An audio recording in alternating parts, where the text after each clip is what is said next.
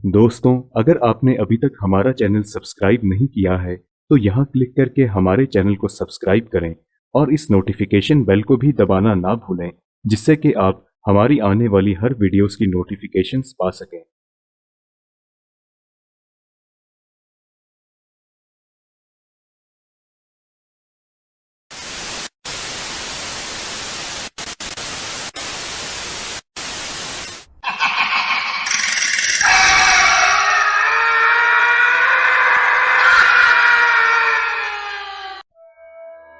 भूत प्रेत और आत्माओं जैसी चीजों का नाम सुनते ही हमारे मन में एक डर सा पैदा हो जाता है कि ये चीजें हमें नुकसान पहुंचा सकती हैं।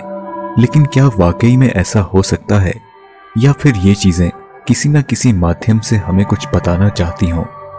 दरअसल आज से 3 साल पहले जब मैं और मेरी मंगेतर रुबीना दार्जिलिंग घूमने गए थे, तब ये घटना हमारे साथ घटी थी। ये घटना हमारे लिए जितनी रोंगटे खड़े कर देने वाली थी, उससे कहीं ज्यादा दुखदायक और दिल को छूने वाली थी। मैं और रुबीना एक ही ऑफिस में काम करते थे।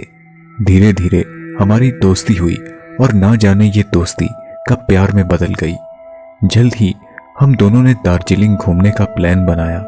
रात भर ड्राइव करने के बाद हम दार्जिलिंग के एक हिल स्टेशन पर पहुंचे। नदी के किनारे हमें सस्ते दाम पर एक शानदार कॉटेज मिल गया। अगली सुबह हम बाहर घूमने के लिए तैयार हो रहे थे कि मुझे बगल वाले रूम से किसी के गाना गाने की आवाज आई।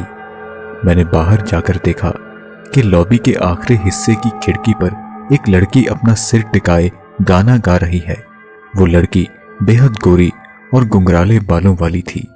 वो मुझे देखकर मुस्कुराने लगी और बदले में मैं भी उसे देखकर मुस्कुराने लगा। खैर, भूख से हमारा बुरा हाल हो रहा था। जब हमने लॉबी के केयरटेकर शंभू से खाने के लिए पूछा तो उसने कहा कि यहाँ केवल नाश्ता और चाय कॉफी ही मिलती है। पीछे एक किचन है जहाँ आप अपना खाना बना सकते हैं। हम पास के ढाबे से जब खाना खाने गए तो वहाँ के मालिक ने हमसे हमारे ठिकाने के बारे में पूछा। इस लॉबी के बारे में सुनते ही वो और आसपास के लोग हमें शक की निगाहों से देखने लगे और आपस में तरह तरह की बातें करने लगे। लेकिन हमने ज्यादा ध्यान नहीं दिया और तुरंत पास की जगहों पर घूमने के लिए निकल गए। रात को थककर जब हम वापस आए तो हमें बगल वाले कमरे से दोबारा किसी के रोने की आवाजें आई। मुझे लगा कि शायद ये वही लड़की होगी जिससे मैं सुबह मिला था। अगले दिन हमारा वाटरफॉल को देखने का प्लान था, लेकिन शंभू ने हमें चेतावनी दी थी कि हम वाटरफॉल की चोटी पर ना जाएं, क्योंकि वहां पर लोगों के फिसलने से कई मौतें हुई हैं। खैर, 3 किलोमीटर की ट्रैकिंग के बाद हम वाटरफॉल पहुंच गए। वहां का शानदार नजारा देखकर हमारी खुशी का मानो कोई ठिकाना ही नहीं था। हमने मिलकर ढेर सारी फोटोज खींची कि तभी अचानक वही गुंगराले बालों वाली लड़की जिसे हम कॉटेज में मिले थे, हमें वहां आकर मिली। मैंने रुबीना से उसका परिचय करवाया। उस लड़की ने अपना नाम सारा बताया और कहा कि वो एक एंग्लो इंडियन लड़की है। देखते ही देखते रुबीना और सारा में गहरी दोस्ती हो गई। हम चारों ने मिलकर कई फोटोज खींची। कुछ देर बाद हमने देखा कि सारा तेज कदमों से वाटरफॉल की चोटी की तरफ जा रही है। बहरहाल, यहाँ आना मेरी जिंदगी का सबसे हसीन पल था, लेकिन आगे क्या होने वाला था इसकी हमें भनक तक नहीं थी। रात को हमने शंभू के साथ मिलकर खाने का इंतजाम किया। शंभू नशे की हालत में कहने लगा, साहिब, हमें भी अपने साथ दिल्ली ले चलो, वहां कोई काम धंधा कर लेंगे। ये जगह भूतहा है, यहाँ बहुत सी मौतें हुई है। पिछले कई महीनों से आप ही यहाँ पर अकेले गेस्ट हो। ये सुनकर पहली बार तो हम चौंक गए, लेकिन बाद में हमने सोचा कि शायद ये नशे में कुछ भी बोले जा रहा है, इसलिए हमने उसकी बातों पर कोई ध्यान नहीं दिया। खाने के बाद मैं गहरी नींद में सो गया और सुबह देखा कि रुबीना उस बगल वाले कमरे में पसीने से भीगी हुई बेहोश पड़ी है और वो कमरा बिल्कुल खाली पड़ा था, मानो जैसे बरसों से वहां कोई आया ही ना हो। मैंने तुरंत रुबीना को जगाया और होश में आने पर उसने जो मुझे बताया उससे मेरे पैरों तले जमीन निकल गई। रुबीना ने जो मुझे बताया वो कुछ इस प्रकार था।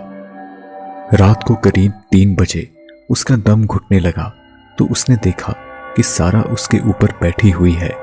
जैसे ही रुबीना हड़बड़ाकर उठी तो सारा उसका हाथ पकड़कर उसे अपने कमरे में ले गई। अब उस बगल वाले कमरे का हुलिया एकदम बदला हुआ था। धुंधली सी रोशनी और कोने में एक अधेड़ उम्र का अंग्रेज आदमी आंखें बंद करके वायलिन बजा रहा था। रुबीना को ऐसा लग रहा था कि जैसे उसके सामने कोई फिल्म चल रही हो। सारा उस आदमी का हाथ पकड़कर बोली, Albert please don't go, don't leave me. लेकिन उस आदमी पर सारा की बात का कोई असर नहीं हुआ और वह उठकर बाहर की तरफ जाने लगा। लेकिन तभी अचानक सारा के हाथ में पता नहीं कहां से गन आ गई और उसने उस आदमी पर गोली चला दी, जिसके बाद रुबीना बेहोश हो गई। ये सब सुनकर हम जैसे तैसे वहां से निकल पड़े। वो ढाबा जहां से हमने पहले दिन नाश्ता किया था, उसके मालिक को हमने सब कुछ बताया। वो आदमी बोला, साहिब हम आपको पहले भी बताने वाले थे, लेकिन शहर के लोग कौन सा हमारी बातों का विश्वास करते हैं। ये कॉटेज भूतहा है, यहाँ पर कई मौतें हुई है। ये उस जमाने की बात है जब अंग्रेज भारत छोड़कर जा रहे थे। ये कॉटेज अंग्रेज अफसर एल्बर्ट केत का हुआ करता था। उसे यहाँ सारा नाम की एक एंग्लो इंडियन लड़की से प्यार हो गया। लेकिन जब अंग्रेज भारत छोड़कर जाने लगे तो सारा ने पूरी कोशिश की कि एल्बर्ट उसे छोड़कर ना जाए। लेकिन एल्बर्ट उसकी बात क्यों मानता? उसके बीवी बच्चे तो इंग्लैंड में थे और जिसे सारा प्यार समझती थी वो प्यार नहीं बल्कि एक धोखा था। इसलिए उसने एल्बर्ट को गोली मारी और बाद में वाटरफॉल की चोटी से कूदकर आत्महत्या कर ली। तब से लेकर आज तक उसकी आत्मा यहाँ पर भटकती है। इसी कारण 10 साल पहले यहाँ शंभू नाम के केयरटेकर ने भी परेशान होकर छत से कूदकर आत्महत्या कर ली। उस आदमी की ये बातें सुनकर हमारे रोंगटे खड़े हो गए और साथ ही साथ हमारी आंखों में आंसू आ गए। तभी मुझे ख्याल आया कि क्यों ना हम उन फोटोज को एक बार दोबारा चेक करें जो हमने उस दिन सारा के साथ वाटरफॉल पर खींची थी। और जो हमने देखा उससे हमारे पैरों तले जमीन निकल गई। उनमें से एक भी तस्वीर में सारा मौजूद नहीं थी। वापसी के दौरान मेरे मन में अजीबोगरीब सवाल आने लगे कि आखिर सारा ने हमें ही क्यों चुना। शायद वो हमें कुछ कहना चाहती थी। दोस्तों, आप मेरे इंस्टाग्राम अकाउंट पर मुझे फॉलो कर सकते हैं, जहां पर आप मुझे पर्सनली मैसेज भी कर सकते हैं। आप अपने विचार हमें कमेंट्स के माध्यम से जरूर बताएं। अगर आपको ये वीडियो पसंद आई तो इसे लाइक और शेयर जरूर करें। हम जल्द ही आपसे अगली वीडियो में मुलाकात करेंगे। तब तक के लिए इजाजत दीजिए।